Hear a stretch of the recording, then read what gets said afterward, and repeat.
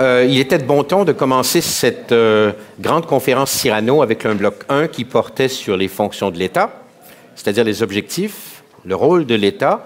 Vous aurez remarqué aussi que pendant qu'on discutait de ces choses-là, on a vite glissé sur le comment, ou sur les moyens qu'on a commentés. En fait, c'est le rôle essentiellement d'économistes, hein, non pas de critiquer les finalités, mais plutôt de dire, bien, écoutez, si vous poursuivez un certain objectif, quelle est la meilleure façon de s'y rendre au but? Alors, les blocs suivants, à commencer par celui-ci, le bloc 2, vont porter sur les moyens. Quand on parle de l'éducation, ça viendra. Quand on parle d'économie du savoir, quand on parle d'innovation, etc. Ici, on va parler dans le bloc 2 des relations entre l'entreprise privée et l'État. Alors, pour rappeler les grandes fonctions de l'État, simplement, on les a évoquées, Claude Montmarquette et le panel tout à l'heure. Il y a bien sûr la production de biens publics, la correction des imperfections ou défaillances du marché, et il y en a plusieurs, notamment dans le domaine de l'environnement, de l'innovation, les questions d'assureurs de dernier recours, souvent qui incombent à l'État, l'éducation, la santé, l'aménagement du territoire sont des volets où on repère toujours des imperfections de marché que l'État a pour rôle de combler. La réglementation, bien sûr, les règles du jeu, droit de propriété, les contrats, etc., la mise en vigueur des contrats, et aussi, bien sûr, la coordination macroéconomique. Alors, le secteur privé, évidemment, lorsqu'on parle des moyens, intervient tout naturellement, puisqu'il est un livreur, notamment de biens tout court, et très, très souvent contribuant à la livraison de biens publics. Le Cyrano, de longue date, a fait des travaux là-dessus fondateurs. Hein. On s'est intéressé dès le début, en 94-93, au partenariat public-privé. On a publié une monographie sous la direction de Michel Poitvin, qui est en haut, là, sur l'impartition, une monographie importante. Des travaux importants qui ont été menés notamment par Marcel Boyer, qui va intervenir tout à l'heure sur le partage des coûts, notamment lorsqu'il s'agit de produire des infrastructures. Enfin, des travaux importants, pilotés notamment par Benoît Aubert, qui était, je ne sais pas où il est, voilà, il est là, sur la gestion du risque, hein, dans lequel, je viens de le dire, l'État joue un rôle important. Donc, sans plus tarder, maintenant, j'inviterai Marcel Boyer, à venir s'asseoir ici. Marcel est un des fondateur du Cyrano, un économiste de grand renom au Québec, au Canada et dans le monde. Pour ajouter à ce qui se trouve là, simplement rappeler qu'il a aussi en 1997 été nommé fellow d'une des revues majeures en organisation industrielle, le International Journal of Industrial Organization. Il a reçu aussi un prix du Collège de France, ce qui n'est pas rien, qui lui a remis la médaille Guillaume Budet suite à sa conférence en 2005. Il a reçu le prix Marcel Vincent et le prix de l'ACFAS et le prix Léon Gérin pour l'excellence de sa carrière en sciences humaines et sociales. C'est un prix du Québec. Il l'a reçu en 2015. Il est officier de l'Ordre du Canada et puis, en 2013, depuis 2013, est membre honoraire de l'Association canadienne d'économique et en 2014, membre honoraire de l'Association française d'économistes de l'environnement et des ressources. Marcel continue toujours. On n'arrête jamais quand on est chercheur, c'est ça qui est beau à voir, on n'arrête jamais de faire de la recherche. Marcel continue toujours, comme Claude, comme Robert, qu'on écoutera tout à l'heure, à réfléchir et à contribuer aux réflexions sur, justement, notamment ici, le rôle de l'État et du secteur privé, les relations entre les deux. Alors, juste pour mentionner simplement en terminant, avant de lui passer la parole, son récent article, The Determination of Optimal Fines in Cartel Cases, Theory and Practice, a été choisi comme Best Economics Article, notamment sur les questions, justement, l'article portait sur les cartels, les questions de gestion de la concurrence, qui est un des domaines d'intérêt majeur de Marcel. Alors, Marcel a bien sûr réfléchi dès le début sur les questions des interactions entre l'État et le secteur privé. Il va nous en parler. Bon, la réglementation incitative en faisait partie de ces réflexions-là. Vous avez les ouvrages sur le partage des coûts et la tarification des infrastructures. Maintenant, il va nous parler aussi dans la foulée d'un autre document qu'il a publié qui a eu beaucoup d'influence jusqu'à maintenant et qui continue de s'élaborer et de se réviser, notamment qui porte sur la social-démocratie concurrentielle. Voilà. Le mot concurrentiel est un mot que Marcel va nous expliquer de manière plus précise. C'est un mot qui peut comporter certaines ambiguïtés. Je laisse le soin à Marcel de nous expliquer donc ce que c'est que la social-démocratie concurrentielle. Très bien. Merci beaucoup. Merci Bernard pour ces bons mots. J'ai hésité un peu à savoir de quoi j'allais parler. On m'a dit qu'il faut parler du rôle, des liens entre l'État et le secteur privé. C'est très vaste, donc j'ai essayé de m'en tenir à quelques idées, dont ce plaidoyer pour une social-démocratie concurrentielle qui va remettre en question beaucoup des fonctions de l'État et du rôle de l'État et du rôle du secteur concurrentiel plutôt que privé, parce que le secteur concurrentiel comprend plus que le secteur privé. Et ça s'insère dans des propositions de réforme. Il y en a, là, on peut en écrire pendant plusieurs pages. J'en ai mis quelques-unes ici. J'aimerais souligner surtout trois plus récentes. En fait, il y en a deux qui apparaissent là. La troisième, je ne sais pas pourquoi, ça a sauté au moment où j'ai transféré le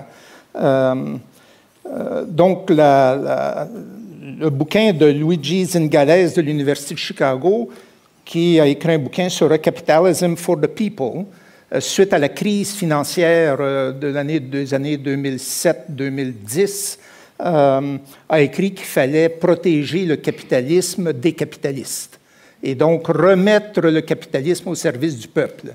Et tout son bouquin porte là-dessus, essentiellement. Puis ensuite, il y a le bouquin de Jean Tirole, qui malheureusement n'apparaît pas là, L'économie du bien commun, qui est aussi une réflexion sur le rôle de l'État dans nos social-démocraties. Et ensuite, je ne sais pas si ça va être un bouquin, mais le papier de Joseph Stiglitz, qui est paru dans le New York Times récemment sur Progressive Capitalism, et donc qui parle d'un capitalisme beaucoup plus près de ses racines et qui lutte contre les inégalités, lutte contre les cartels, lutte contre les conglomérats, qui souvent sont des oligopoles protégés plus ou moins par l'État dans bien des cas, et donc va aussi...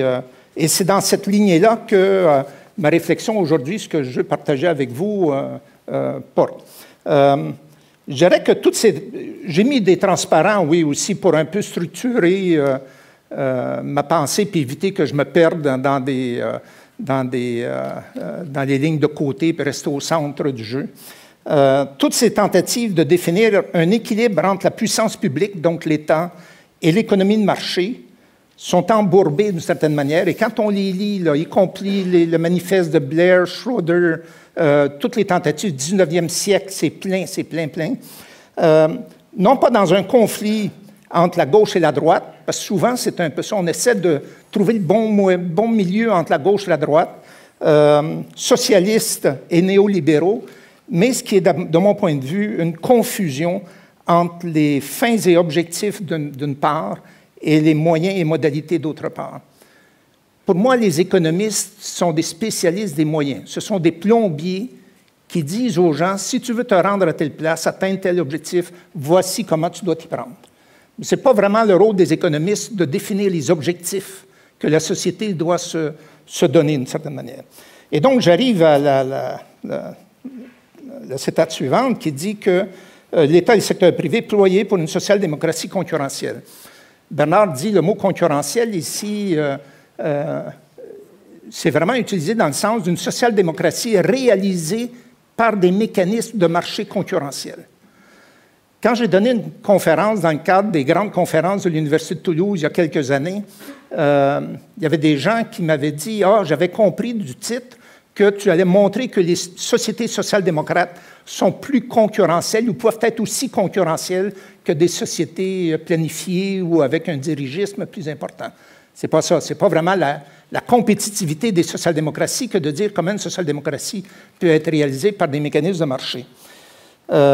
J'ai déjà été à une époque vice-président économiste en chef de l'Institut économique de Montréal, qui est considéré comme un organisme plutôt à droite, si on veut.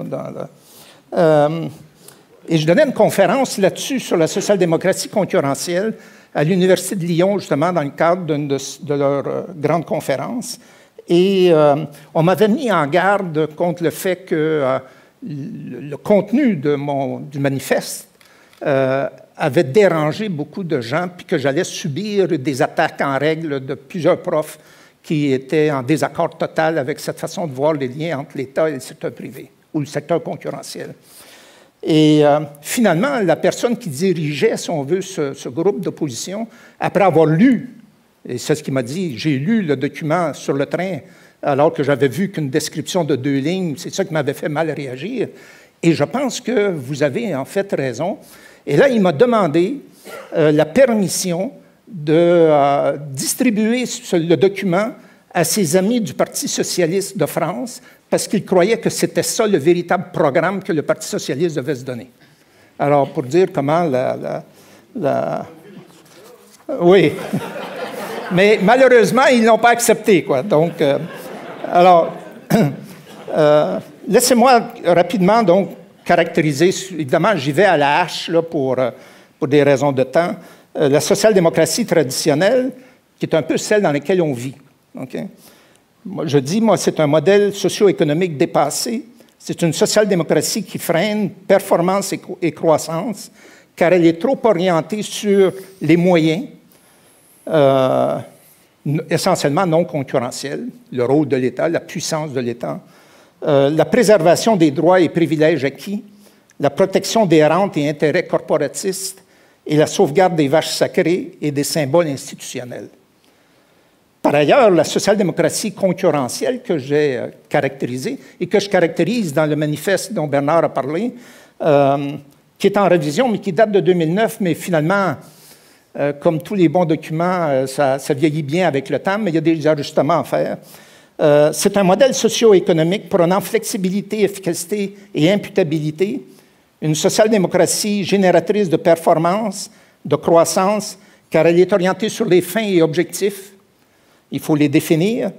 La flexibilité et la modularité sociale, j'y ai revenu tout à l'heure dans mes recommandations sur les écoles en particulier. L'émergence de la compétence comme base du pouvoir et le droit à la contestation socio-économique par la concurrence. Okay? Donc, il n'y a pas de domaine où il n'y a pas de groupe protégé dans une social-démocratie concurrentielle, qu'on soit en médecine, dans le cas de la santé ou dans le cas des écoles ou de l'éducation.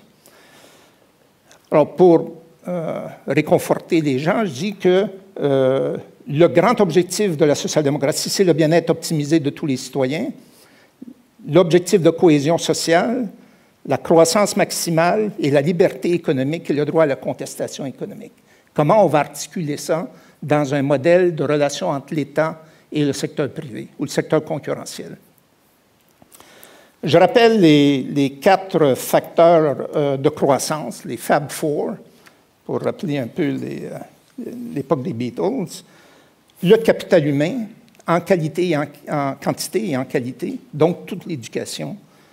Les innovations et les inventions technologiques, organisationnelles et sociales. Souvent, on parle d'innovation, on parle technologie. Mais les innovations les plus importantes sont essentiellement organisationnelles et sociales. Les incitations, dans un contexte d'information, de congruence, et les mécanismes d'affectation des ressources et de coordination des décisions.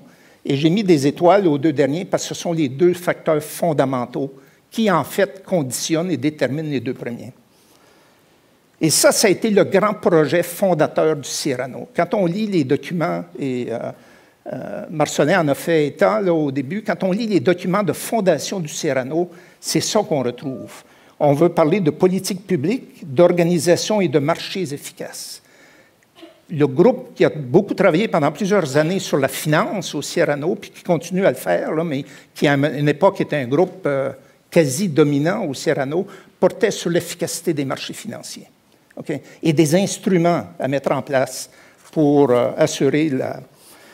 Et ça m'amène aux 12 travaux d'Hercule qui viennent d'un autre document, mais c'est un peu un blend un mélange entre le Manifeste pour une social-démocratie concurrentielle et le document dont Marcelin a fait état, le cahier 2019 S02 sur la performance économique du Québec, la 7e édition, la première datant de 2001. Donc, ça c'est une liste un peu revue, mise à jour, mais je ne passerai pas à travers tout ça, là, mais il y en a 3 que j'aimerais traiter aujourd'hui, c'est redéfinir les rôles respectifs des secteurs publics ou gouvernemental, d'une part, et privé ou concurrentiel de l'autre. C'est quoi le rôle de ces deux grands secteurs dans ce modèle de social-démocratie concurrentielle? Le deuxième que je veux regarder un peu avec vous, faire quelques commentaires, c'est la mise sur pied d'un observatoire indépendant chargé de mesurer les inégalités de consommation de revenus et de richesses. Ça date de janvier essentiellement. Puis récemment, on a annoncé la création d'un observatoire à l'Université de Montréal, auquel Cyrano participe. On va voir qu'il y a des... France Saint-Hilaire en a mentionné un peu tout à l'heure les questions d'inégalité de revenus. Et troisièmement, accroître la participation du secteur privé au sein des régimes publics de santé et d'éducation. Okay? Et je vais faire quelques commentaires là-dessus en partant des principes de cette social-démocratie concurrentielle qui vont gérer les relations entre l'État et le secteur concurrentiel. Et qu'est-ce que ça nous dit sur ces trois politiques. Ensuite, il y a évidemment favoriser les partenariats publics-privés et d'autres qui apparaissent sur cette liste.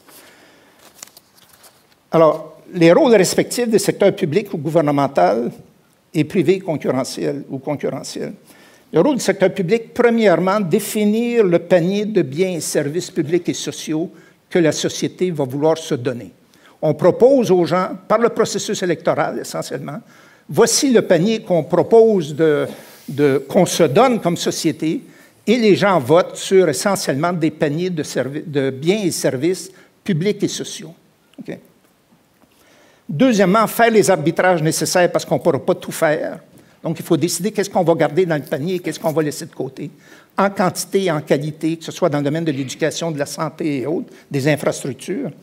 Et troisièmement, troisième rôle central du secteur public ou gouvernemental, gérer les contrats et partenariats incitatifs avec les entreprises et organisations du secteur concurrentiel pour produire et distribuer les biens et services publics et sociaux. Et ça veut dire que le gouvernement se retire de la fourniture des services, des biens et services, passe des contrats avec des organisations du secteur privé ou concurrentiel pour la fourniture auprès des citoyens, pour la production et la fourniture de ces biens et services. Le gouvernement cesse de gérer des hôpitaux, cesse de gérer des écoles. Tout ça passe au secteur privé, d'une certaine manière, sous contrat incitatif avec le gouvernement. Le gouvernement assume son plein rôle de concevoir le panier et faire les arbitrages et gérer les partenariats pour la fourniture des services, des biens et services à la population. Dans la social-démocratie traditionnelle, qui est celle dans laquelle on vit, le gouvernement est dans un conflit d'intérêts majeur. Il est le concepteur, il est le fournisseur, puis il est l'évaluateur aussi. Okay? D'où la confusion totale dans cette... et parfois, on ne sait plus si on est dans les moyens de donner un service ou de fournir un service, ou si on est dans la définition d'un objectif. Deuxième travail d'Hercule, si on veut, mise sur pied d'un observatoire indépendant chargé de mesurer les inégalités de consommation de revenus et de richesses. France Saint-Hilaire a parlé de son bouquin, d'ailleurs un excellent bouquin sur les inégalités de revenus au Canada essentiellement. D'ailleurs, France a présenté ce bouquin au Cyrano il y a quelques mois, disons, quelques années. Moi, je pense qu'on met l'accent sur les inégalités de revenus et de richesses de manière inadéquate. Ce n'est pas les inégalités de revenus et de richesses qui devraient nous préoccuper, ce sont les inégalités de consommation. C'est la consommation qui génère le bien-être des individus. Ce n'est pas leur revenu, ce n'est pas leur richesse, c'est leur consommation. Or, les inégalités de consommation ont beaucoup diminué au cours des 30, 50 ou 70 dernières années. Les gens plus démunis consomment beaucoup plus qu'il y a 30, 40 ou 50 ans, et les plus riches consomment essentiellement ce qu'ils consommaient il y a 50 ans, mais n'ont pas nécessairement augmenté tellement leur consommation. Les inégalités de consommation qui devraient être au cœur des politiques publiques ont beaucoup diminué au cours du dernier demi-siècle, même jusqu'à, si on peut remonter à 70, 75 ans. Et c'est ça qui devrait nous préoccuper. Le rôle social des inégalités. Alors, quel est le rôle social? Je me suis posé comme question. c'est quoi le rôle des inégalités de revenus et de richesse? Comment se fait-il qu'une société en arrive à des niveaux d'inégalité significatifs et qui ont cru au cours des 30 ou 40 dernières années? Je pense que le rôle social des inégalités de revenus, en particulier, c'est de permettre un niveau d'épargne suffisant dans la société pour les investissements dans les gains de productivité et qui vont donner des gains de croissance et des gains de bien-être. Sans inégalité de revenus, vous avez une société qui converge vers la pauvreté, essentiellement. La façon qu'une société a pu se donner, moi j'interprète ça vu de l'extérieur, c'est que je suis comme un martien qui arrive sur Terre, j'observe les inégalités. Pourquoi la société s'est donné ça comme mécanisme? C'est pour épargner suffisamment pour,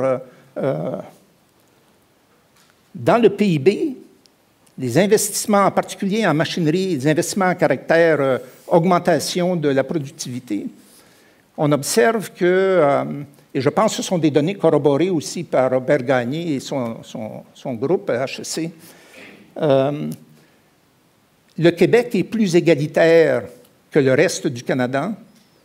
Le Québec investit moins, les gains de productivité au Québec sont plus faibles, les gains de bien-être sont plus faibles. L'écart de PIB par habitant entre le Québec et le reste du Canada, en parité du pouvoir d'achat, en termes réels et en parité du pouvoir d'achat, ont augmenté de 80 % depuis 1980 au cours des 35 dernières années. Okay? Le Québec est plus égalitaire, l'investissement en souffre, la productivité en souffre, les gains de bien-être en souffrent. Ce n'est pas les inégalités de revenus qui devraient nous préoccuper, c'est les inégalités de consommation. Or, là-dessus, on score haut. Il faut favoriser, d'une certaine manière, des inégalités de revenus pour un meilleur bien-être. Troisième politique que je voulais discuter un peu, c'est la participation du secteur privé en santé et en éducation. J'ai écrit plusieurs travaux là-dessus sur l'importance du secteur privé en santé en particulier, mais aussi en éducation. Dans une social-démocratie concurrentielle que je définis à quelque part dans le manifeste comme étant la véritable social-démocratie, non seulement les hôpitaux sont privatisés essentiellement ou gérés par le secteur privé ou concurrentiel, je devrais toujours utiliser concurrentiel, toutes les entreprises d'économie sociale font partie du secteur concurrentiel, sous contrat incitatif avec le gouvernement. Si l'organisme ne rend pas les services anticipés, il est remplacé par un autre fournisseur. Dans le cas des hôpitaux, des écoles, on a entendu parler récemment des problèmes entre les écoles privées et les écoles publiques. Beaucoup demandent la fermeture ou enfin la réduction des subventions aux écoles privées. Dans une véritable social-démocratie concurrentielle, il faut abolir les écoles publiques, les remplacer par des écoles administrées et un niveau d'éducation produit et distribué par le secteur concurrentiel, sous contrat incitatif avec le gouvernement. Ça peut être des écoles gratuites. L'important, c'est que les fournisseurs sont mis en concurrence. Le gouvernement fait son choix, donne le contrat pendant 3-5 ans à un groupe pour gérer les écoles en question, laisse de la liberté aux écoles de s'organiser comme elles pensent être la bonne façon de rendre les services d'éducation aux enfants. Je parle surtout aux primaires et secondaires, là, mais ça peut s'appliquer à l'université aussi. Puis ensuite, on mesure la performance des enfants de cette école, étant donné leur point de départ, où ils en sont arrivés, de manière à savoir si on va renouveler le contrat du groupe en question. Okay?